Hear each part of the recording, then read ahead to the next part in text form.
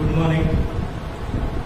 पिछले वीडियो में हमने पढ़ा था कि इक्विलेट विभाजन एल्गोरिथम, और इक्विलेट विभाजन एल्गोरिथम द्वारा हम लोग एचसीएफ को निकालने के लिए सीखे। हम आप लोगों को एक एग्जाम्पल भी बता के समझाए थे, दूसरा एग्जाम्पल भी बताए थे। उम्मीद करते हैं कि आप लोग उसको समझ गए होंगे। यदि जो विद्यार्थी जिसको नहीं समझ में आया होगा वो फिर से उस वीडियो को दोबारा जरूर देखेंगे, और देखने के बाद उस हिसाब से एक्सरसाइज जो है 1.1 का क्वेश्चन, जो उसमें 3 क्वेश्चन है, 3 क्वेश्चन जो है आप उसको सॉल्व कर लेंगे। हम उसको क्वेश्चन को नहीं बताएंगे क्योंकि उसी एग्जाम्पल के आपको 3 क्वेश्चन सॉल्व करना है। अब हम लोग बुक का देखिए, अब हम लोग बुक का क्वेश्चन सॉल्व करेंगे, और बुक का क्वेश्चन जो है एक्सरसाइज 1.1। तो जो फर्स्ट में 3 क्वेश्चन है इक्विलेट विभाजन एल्गोरिथम के माध्यम से, वो तीनों क्वेश्चन आपको सॉल्व कर लेना है। हम आपको दूसरा नंबर क्वेश्चन जो है बुक का बताते हैं कि दूसरा नंबर क्वेश्चन को कैसे सॉल्व करेंगे। देखिए जो बुक है आपके पास एनसीईआरटी का बुक पढ़ लेंगे। दूसरा नंबर जो क्वेश्चन है वो क्वेश्चन ये कर रहा है कि दर्शाना है कि कोई भी धनात्मक विषम पूर्णांक, ठीक है, विषम पूर्णांक 6q + 1 या 6q + 3 या 6q + 5 के रूप का है, जहाँ q कोई पूर्णांक है। देखिए कैसे इसको सॉल्व करेंगे। सेकंड नंबर क्वेश्चन है, फर्स्ट नंबर क्वेश्चन आप तीनों क्वेश्चन उसी हिसाब से सॉल्व करेंगे। हम लोग यहाँ लिखेंगे, माना कि ए कोई धनात्मक पूर्णांक है, माना कि ए कोई धनात्मक पूर्णांक है। ए कोई क्या है? तो धनात्मक पूर्णांक, ठीक है। हम लोग जानते हैं जहां ए कोई क्या है? धनात्मक पूर्णांक है। और यहाँ देखिए क्वेश्चन थोड़ा सा बोर्ड पर ध्यान देना है। क्वेश्चन कह रहा है विषम पूर्णांक, देखिए कह रहा है कि विषम पूर्णांक 6q + 1 और 6q + 3 और 6q + 5 के रूप का होता है। यही आपको प्रूफ करके दिखाना है कि कोई भी विषम पूर्णांक जो होता है, धनात्मक विषम पूर्णांक जो होता है, वो 6q + 1, 6q + 3, 6q + 5 के रूप का होता है। थोड़ा सा एक मिनट आप देखेंगे, जैसे हम जानते हैं कि a = bq + r। हमने इक्विलेट विभाजन प्रणयिका में हम आपको पढ़ाए हुए थे कि a = bq + r होता है। अब यहाँ बोर्ड पर ध्यान दीजिए, ये कह रहा है कि 6q + 1, थोड़ा सा एक मिनट और बोर्ड पर देखेंगे। इस b के जगह पे हम कितना वैल्यू मानेंगे?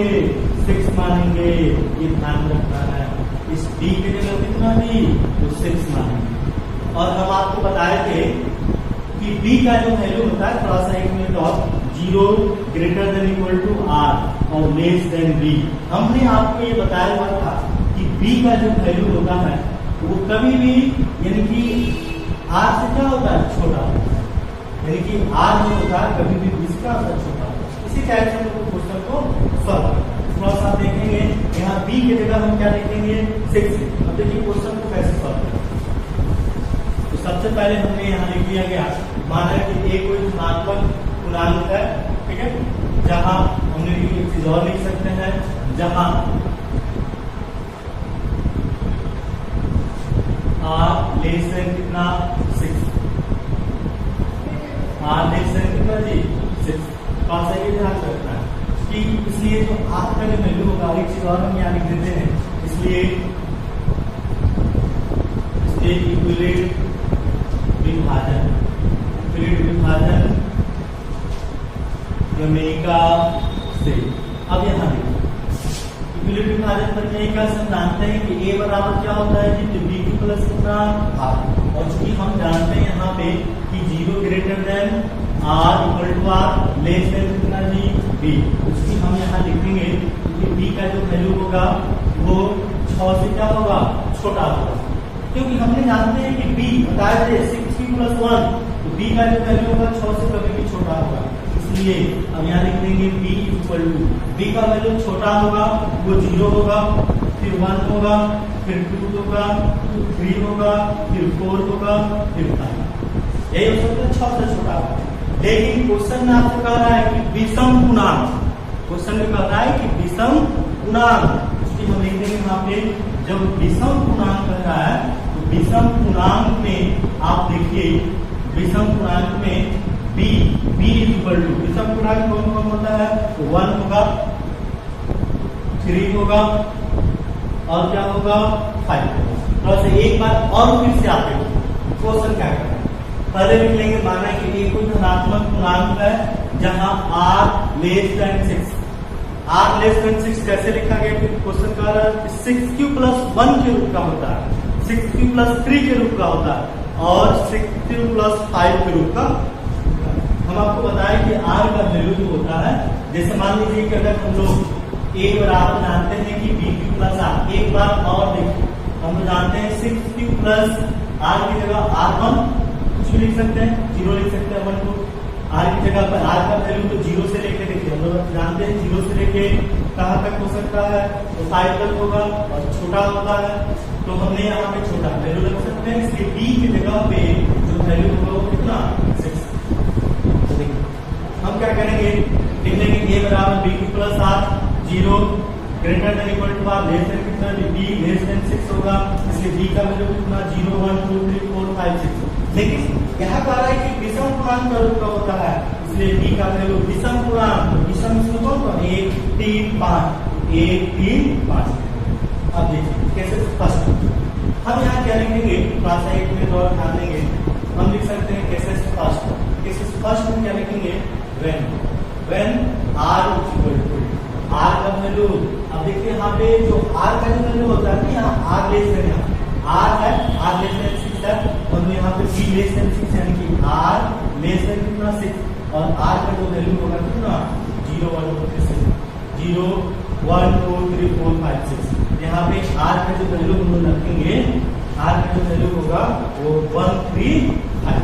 तो यहाँ पे b नहीं होगा, r होगा, हम लोग r की जगह 1 3 कितना लिख दिया गया, r की जगह हम लोग पहले कितना लिखते हैं 1। देखिए 0 क्यों नहीं लिखा जा रहा है, 2 क्यों नहीं लिखेंगे, क्योंकि कह रहा है विषम पूर्णांक। ये 0 2 4 कब लिखते, जब बचता कि सम पूर्णांक के रूप का होता तब हम 0 रखते, 2 रखते, 4 रखते, ठीक है। लेकिन यहाँ विषम पूर्णांक कर रहा है इसलिए 1 3 5, ये ध्यान रखना। यहाँ देखिए a बराबर हम क्या जानते हैं जी, bq + कितना r। अब देखिए b की जगह क्या 6q + कितना जी r की जगह हम क्या रखते हैं 1। फिर कैसे सेकंड, अब यहाँ देखिए कैसे सेकंड में when जब अब r की जगह 2 नहीं रखेंगे, एक के बाद 2 नहीं रखेंगे, क्योंकि 2 जो होता है वो सम पूर्णांक हो जाता है और यहाँ कह रहा है विषम पूर्णांक के रूप का, इसलिए हमने विषम की जगह क्या रखेंगे 3 रखेंगे, r की जगह 3। a बराबर हो जाएगा bq + कितना जी r हो जाएगा, bq की जगह क्या लिखेंगे 6 लिखेंगे q और इस r की जगह पे क्या रख देंगे 3, ठीक है।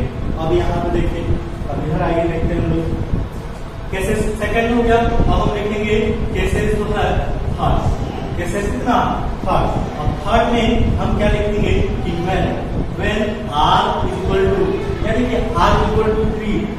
अब क्या बच गया जी 5, हम लोग 5 लिखेंगे तो 5 r की जगह कितना लिखेंगे 5, इसलिए हम लिखेंगे a बराबर, इसलिए a बराबर क्या होता है तो bq + कितना r, इस b की जगह क्या लिखेंगे 6q + और इस r की जगह कितना 5। अब आप देखिए इस प्रकार लिखेंगे, इस प्रकार किसी भी धनात्मक, लिखेंगे इस प्रकार किसी भी धनात्मक विषम पूर्णांक 6q + 1 6q + 3 और 6q + 5 के रूप का होता है, बस इसी तरह से आपको प्रूव करना है बस।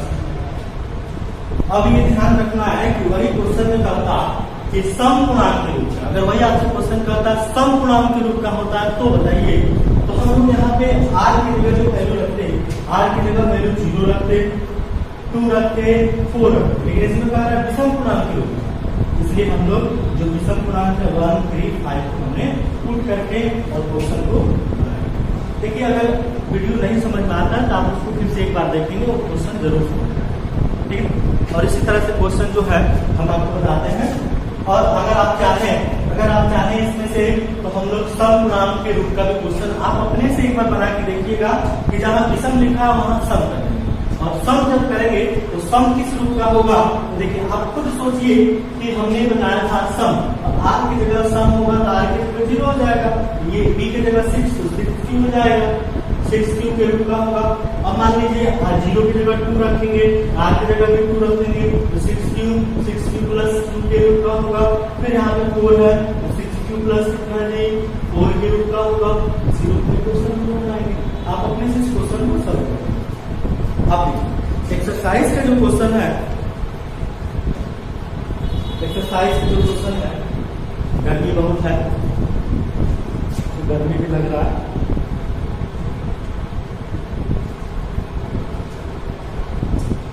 और आप जानते हैं कि आप तो घर पे हैं और आप सेफ रहिए।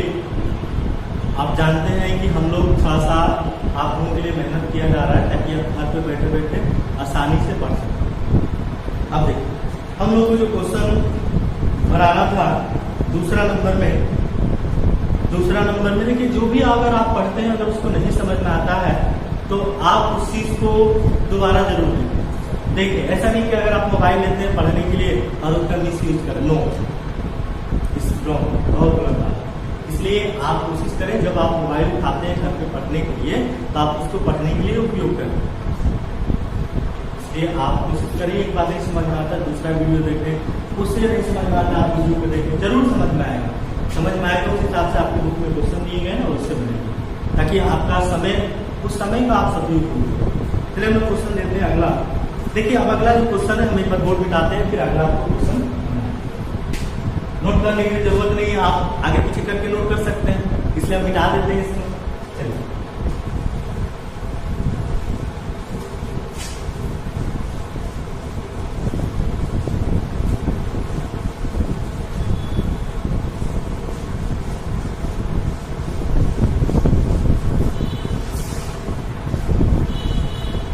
चलिए ऐसा ही नहीं करना है, ये नहीं कि खाते खाइए और खूब सोइए, ऐसा नहीं, आपको सिर्फ पढ़ना है, ऐसा नहीं होना चाहिए कि आप समय निकालिए और उसी को करें। देखिए हम लोग क्वेश्चन में तीसरा नंबर क्वेश्चन कह रहा है, किसी परेड में 616 सदस्यों वाली एक सेना की टुकड़ी 32 सदस्यों की एक आर्मी बैठ के पीछे मार्च करना है, दोनों समूहों को समान स्तंभों वाले के बीच मार्च करना है, तो स्तंभों की अधिकतम संख्या क्या होगी, इसमें वो मार्च कर सकते हैं। देखिए हम सिर्फ आपको समझाते हैं, तीसरा नंबर का क्वेश्चन आपको सिर्फ समझाएंगे और आप उसको सॉल्व जरूर करेंगे, सिर्फ समझाते हैं। तो देखिए क्वेश्चन कह रहा है कि 32 सदस्य, एक सदस्य जो है 32 है और एक जो है 16 यानी कि 616। अब एक चीज इसमें देखेंगे आप, किसमें कह रहा है अधिकतम संख्या, अधिकतम संख्या का मतलब होता है कि हाईएस्ट कॉमन फैक्टर। अगर क्वेश्चन कहता कि न्यूनतम, दो चीज आपको ध्यान देना है। अगर आपसे कहे कि अधिकतम संख्या, हम बोर्ड पर लिख देते हैं। अगर क्वेश्चन में कहे कि अधिकतम संख्या, ठीक है, अगर आपसे कहे कि न्यूनतम संख्या, ठीक है, अधिकतम कहेगा तो आप हाईएस्ट कॉमन फैक्टर निकाल लेंगे। और एचसीएफ निकालना हम आपको बताएं यूनिट विभाजन प्रमेयिका से कि एचसीएफ को कैसे हम फाइंड करते हैं। अब देखिए न्यूनतम संख्या यदि आपसे कहे कि न्यूनतम संख्या निकालिए तो हम जानते हैं लोएस्ट कॉमन फैक्टर, हम लोग एचसीएफ निकालेंगे। दो चीज होता है, अगर क्वेश्चन में अगर आपसे कहे कि अधिकतम संख्या ज्ञात करें तो एचसीएफ फाइंड कर देंगे, अगर आप न्यूनतम संख्या अगर कहें तो एलसीएम निकाल देंगे। बस ये छोटी सी आपको काम करना है। अब देखिए क्वेश्चन में ये कह रहा है कि अधिकतम संख्या ज्ञात करें, तो अब आप समझ जरूर गए होंगे कि हम लोग इसको क्या फाइंड करेंगे, एचसीएफ फाइंड करेंगे। तो चलिए हम देखते हैं और आपको बताते हैं कि एचसीएफ 1/2 का इंट्रोडक्शन, इसको हम थोड़ा सा पहले आपको बता देते हैं इंट्रोडक्शन में क्या। तो अब आज थोड़ा सा एक चीज देखेंगे,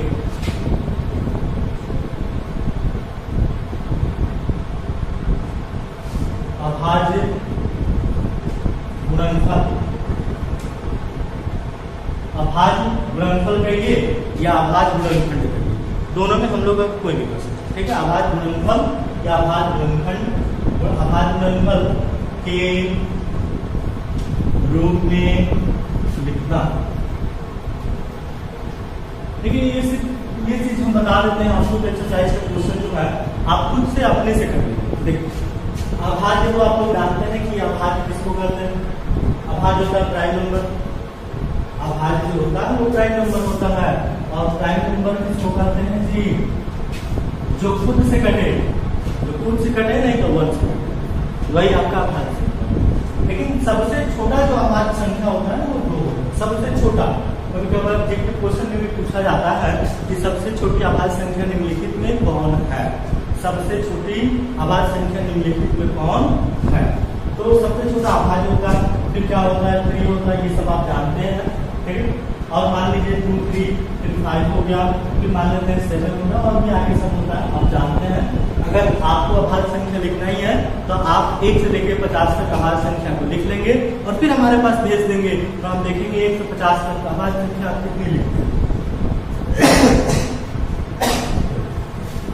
देखिए क्वेश्चन लिखा गया है कि अभाज्य गुणनफल के रूप में लिखना, कैसे हम लिखेंगे, जैसे हम आपको एक एग्जाम्पल बताते हैं कि अभाज्य गुणनफल के रूप में, ठीक है। तो अभाज्य गुणनफल के रूप में लिखना है तो कैसे आप लिखेंगे, देखिए जैसे मान लीजिए क्वेश्चन कहा जाए कि 18, सबसे पहले क्या करेंगे 18 का फैक्टर करेंगे, 18 जो है 18 का फैक्टर करेंगे, फैक्टराइजेशन करेंगे। देखिए फैक्टर तो सबसे पहले हम लोग 2 से नहीं कटता है, तो 3 से, फिर 4 से, फिर 5 से, अलग से 2 कटा। तो सबसे पहले 2 से कटाएंगे, ये 9 बार में, 9 को 2 से कटेगा नहीं, तो 3 बार में और 3 2 3 into 3। तो देखिए 18 जो है 18 का यदि फैक्टर आप लिखेंगे तो 2 into 3 into कितना जी, ये तो अभाज्य है, यहाँ 2 भी अभाज्य है, 3 भी अभाज्य है, और 3 भी क्या है अभाज्य गुणनफल के रूप में, यानी कि जो भी नंबर यदि आपको दिया हो उसका फैक्टर करके आपको लिख देना, चाहे वो कितना हो बड़ा क्यों हो, ठीक है। जिसका भी फैक्टर यदि करना हो उसको फैक्टर करके हम जैसे मान लीजिए दूसरा नंबर क्वेश्चन में लिखा हुआ 80 लिखा हुआ है, तो 80 को अभाज्य गुणनफल के रूप में लिखें, तो हम क्या करेंगे 80 को फैक्टर करेंगे, 80 है 2 से कटाएंगे 40 बार में, फिर 2 से कटाएंगे 20 बार में, फिर 2 से कटाएंगे 10 बार में, फिर 2 से कटाएंगे 5, ठीक है। तो 80 का फैक्टर हुआ 2 गुने कितना जी, 2 गुने कितना 2, और इनटू कितना हो गया 5, ठीक है। इसको हम अभाज्य, क्योंकि ये 2 अभाज्य है, 5 भी क्या है अभाज्य। एक चीज और, इसको हम ऐसे भी लिख सकते हैं, कैसे लिखेंगे, तो देखिए इसको हम यहाँ 2 एक बार है, 2 एक बार लिख दिया गया, 3 कितनी बार है 2 बार, तो 3 को हम लोग 2 का पावर लिख सकते हैं, ठीक है। या इसको हम लोग ऐसे भी लिख सकते हैं, देखिए 2 कितनी बार है जी 4 बार, तो 2 का पावर कितना 4 इनटू कितना जी 5, ऐसा हम इसको। एक और एग्जाम्पल, तीसरा नंबर क्वेश्चन, इसको हम लोग अभाज्य गुणनफल या अभाज्य गुणनखंड के रूप में लिख सकते हैं, ठीक है। अब एक मान लीजिए दूसरा क्वेश्चन यदि दिया हो और उस क्वेश्चन को कहा जाए कि अभाज्य गुणनफल के रूप में लिखो। तीसरा एग्जाम्पल यदि जैसे मान लीजिए क्वेश्चन कहा जाए 175 लिखो, तो 175 में तो 175 को फैक्टर करेंगे, सबसे पहले हम लोग कटाएंगे 5 से, तो 5 से कटाएंगे, 5 से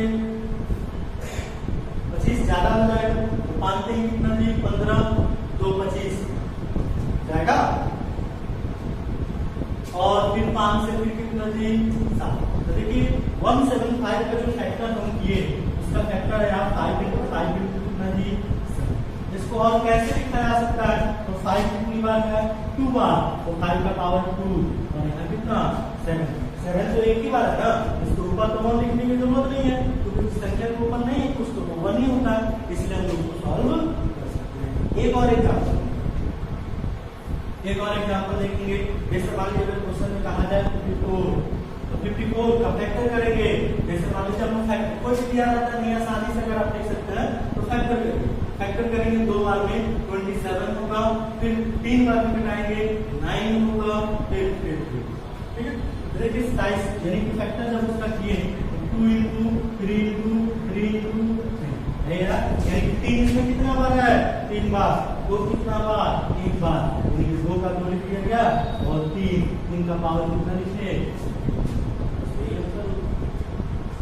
इसी तरह से हम लोग क्वेश्चन को सॉल्व कर सकते हैं। तो फैक्टराइजेशन का जो क्वेश्चन अगर आपसे पूछा जाए कि अभाज्य गुणनफल के रूप में लिखना, अभाज्य गुणनफल के रूप में अगर कैसे लिखना होगा तो इस तरीके से हम लोग क्वेश्चन को लिख सकते हैं।